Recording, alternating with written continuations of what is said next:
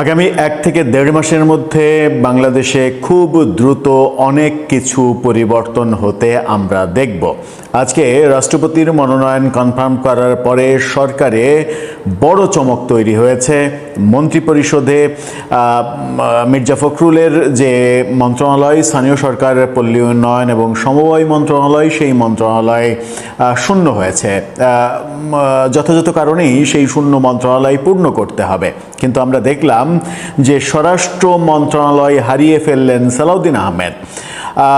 সালাউদ্দিন আহমেদকে স্বরাষ্ট্র মন্ত্রণালয় থেকে সরিয়ে দেওয়ার সিদ্ধান্ত কোনো ছোটোখাটো সিদ্ধান্ত হতে পারে না। হ্যাঁ, বলতে পারেন যে তার চাইতে বড় মন্ত্রণালয় তাকে দেয়া হয়েছে, কিন্তু স্বরাষ্ট্র মন্ত্রণালয় এটা যে অনেক বড় এবং সেন্সিটিভ মন্ত্রণালয়, এবং এই মন্ত্রণালয়ের উপরে নির্ভর করে সরকারের সাফল্য ব্যর্থতার অনেক কিছু। মূলত অর্থ মন্ত্রণালয়, স্বরাষ্ট্র মন্ত্রণালয় এবং আইন মন্ত্রণালয়, এই 3টা মন্ত্রণালয়ই, সাথে পররাষ্ট্র মন্ত্রণালয়, এই 4টা মন্ত্রণালয়ই মূলত একটা সরকারকে টিকিয়ে রাখে। এবং সেই ক্ষেত্রে স্বরাষ্ট্র মন্ত্রণালয় সালাউদ্দিন আহমেদের কাছ থেকে নিয়ে নেওয়া এটা একটা বড় সিদ্ধান্ত। কি হলো মন্ত্রিসভায় এবং আরও কি কি হতে যাচ্ছে, আগাম কিছু কথা জানাতে চাই এই ভিডিওতে। থাকবেন পলিটিক্স টিভির নিয়মিত আয়োজনে। মন্ত্রিসভায় বড় ধরনের রদবদলের ঘটনা ঘটেছে। গণমাধ্যম নিশ্চিত করছে স্বরাষ্ট্র মন্ত্রণালয় হারিয়েছেন সালাউদ্দিন আহমেদ। এটাকে হারানো বলা যায়, নাকি তাকে স্থানীয় সরকার মন্ত্রণালয় দেয়া হলো এটা বরং তার জন্য আরও বেশি প্রাপ্তি? এই ব্যাপারে দ্বিমত থাকতেই পারে। আপনি বলতেই পারেন যে স্থানীয় সরকার মন্ত্রণালয় এটা তো অনেক বড় মন্ত্রণালয়, সুতরাং স্বরাষ্ট্র মন্ত্রণালয়ে হারানো এই ব্যাপারটা তো বলা যায় না। স্থানীয় সরকার মন্ত্রণালয় যত বড় মন্ত্রণালয়ই হোক না কেন, একটা সরকারের সাফল্য ব্যর্থতা নির্ভর করে যে মুষ্টিমেয় 2-3টা মন্ত্রণালয়ের উপরে, এবং আইন শৃঙ্খলা পরিস্থিতি মূলত প্রথমে দৃশ্যমান হয়। সেটা স্বরাষ্ট্র মন্ত্রণালয়ই সামাল দেয়, এবং সেই সামাল দেওয়ার ব্যাপারে বিএনপি কিন্তু প্রথমে দলের সব থেকে কি বলবো যে অ্যাক্টিভ নেতাকে বেছে নিয়েছিল।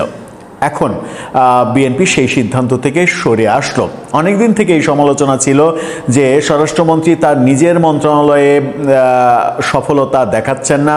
সাম্প্রতিক সময়ে জঙ্গিবাদের উত্থানের ব্যাপারটাও আলোচিত হচ্ছে, এবং অনেকে বিরোধী দল সমালোচনা করছিল যে তিনি নিজের মন্ত্রণালয়ে যখন ব্যর্থ তখন তিনি পড়ে আছেন সংবিধান নিয়ে, এটা নিয়ে, ওটা নিয়ে, এরকম বক্তব্য আসছিল।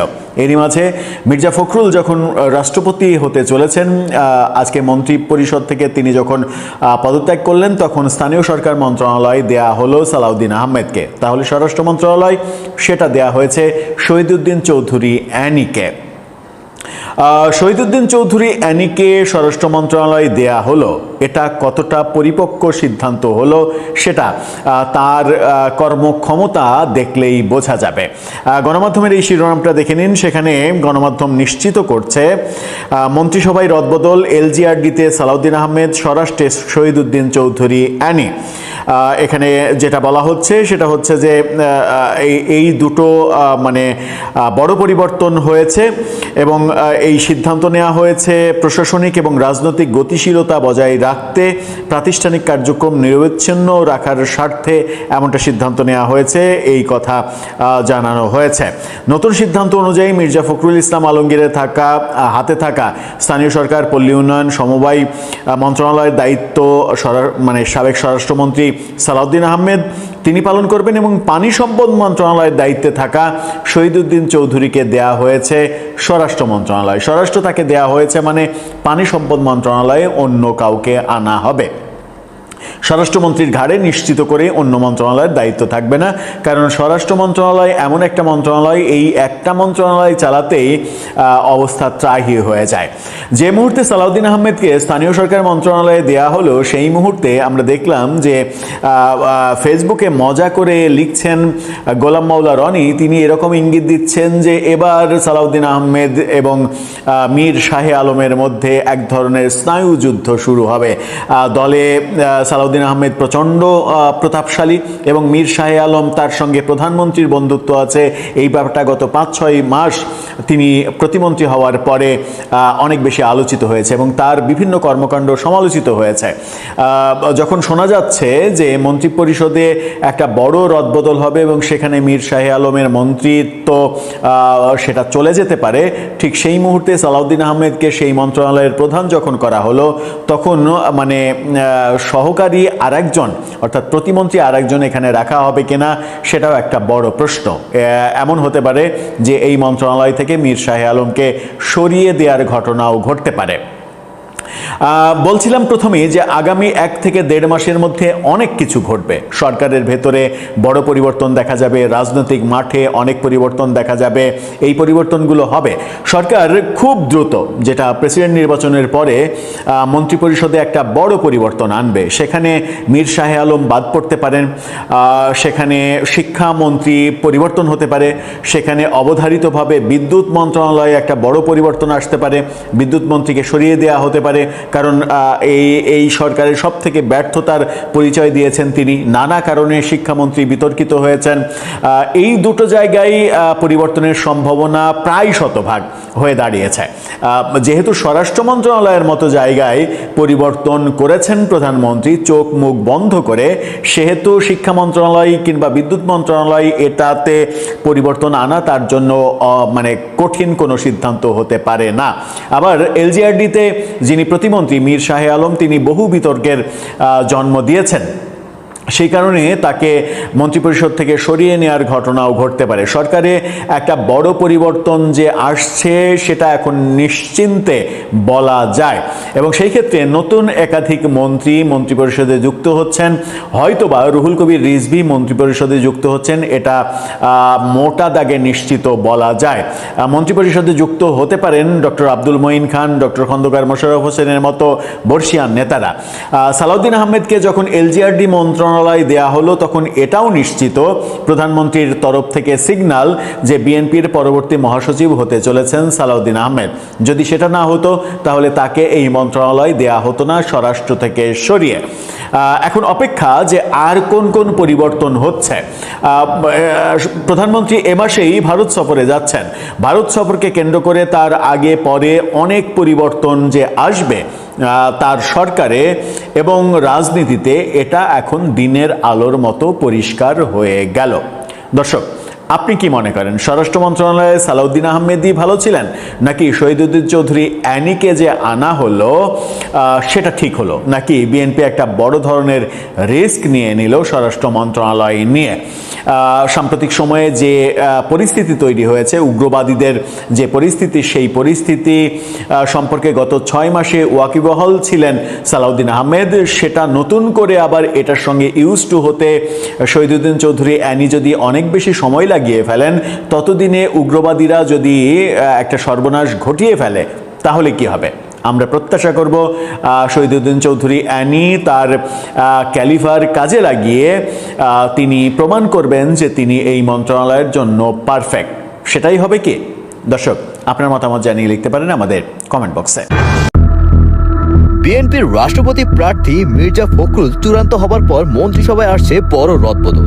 সবচেয়ে বড় চমক এসেছে দায়িত্ব বন্টন নিয়ে। স্বরাষ্ট্রমন্ত্রীর পদ থেকে সালাউদ্দিন আহমেদকে স্থানান্তর করা হয়েছে স্থানীয় সরকারে, আর শহীদুদ্দিন চৌধুরী অ্যানিকে করা হয়েছে স্বরাষ্ট্রমন্ত্রী। সচিবালয়ের জরুরি বৈঠককে সূত্র ধরে বিভিন্ন গণমাধ্যমে দিচ্ছে এই খবর।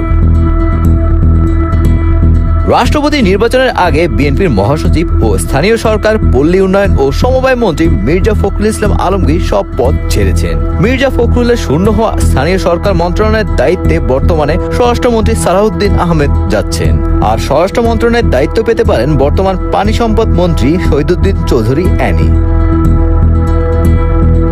এদিকে পানি সম্পদ মন্ত্রী হিসেবে নতুন এক মুখ আসতে পারে বলে ইঙ্গিত দেওয়া হয়েছে দলটির পক্ষ থেকে। বিএনপির ভারপ্রাপ্ত মহাসচিব পদে সিনিয়র যুগ্ম মহাসচিব রুহুল কবির রিজভীর নাম সবচেয়ে বেশি আলোচিত হচ্ছে।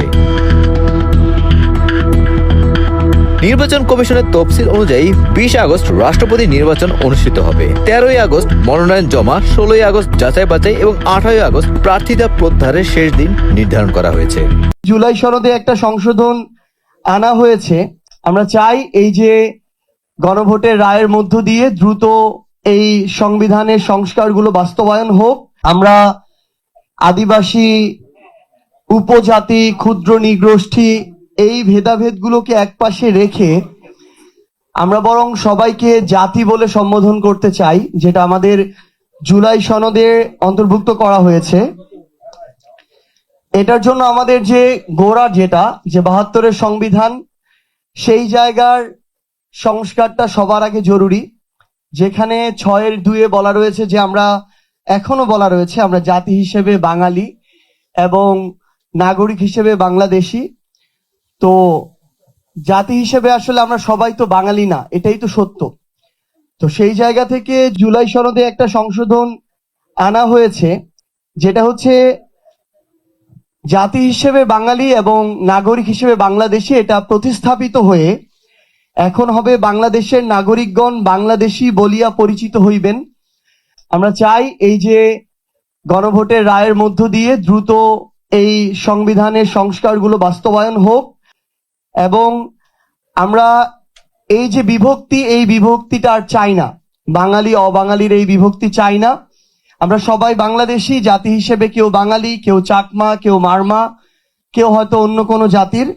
এবং আমরা শুধু আপনাদের উদ্দেশ্যে এইটুকু বলতে চাই যে ৭২-এর সংবিধানে এই যে একটা জাতিবাদী বর্ণবাদী যে একটা টান রয়েছে, যেটার সংস্কার জুলাই সনদের মধ্যে রয়েছে, এই ধরনের আমাদের কিছু একদম গোড়া থেকে আমাদের সৃষ্টি লগ্ন থেকে যে সমস্যাগুলো রয়েছে সেগুলোর সমাধানটা অতি জরুরি। এবং আমরা পাশাপাশি এটিও আমাদের জায়গা থেকে জানিয়ে রাখতে চাই যে আমাদের রাষ্ট্রীয় অখণ্ডতা এবং সার্বভৌমত্বের প্রশ্ন আমরা আনকম্প্রোমাইজিং। এই জায়গায় আমাদের এই যে সাংবিধানিক যে কাঠামো এবং আমাদের যে রাষ্ট্রীয় কাঠামো, এই জায়গাটাতে আমাদের যেমন এই সমস্যাগুলো আমাদের আছে, আবার একই সাথে সমাধানও আছে। আমরা আহ্বান করব সরকার বলি, বিরোধী দল বলি, রাজনৈতিক দল কিংবা যত অংশীদার আছে, আমরা সবাই একসাথে মিলে অন্তত আমাদের এই সার্বভৌমত্ব এবং অখণ্ডতার প্রশ্নে ঐক্যবদ্ধভাবে কাজ করব। এইটুকু যদি আমরা করতে পারি তাহলে এই ধরনের সমস্যাগুলো আমরা নিজেরাই সমাধান করে ফেলতে পারবো।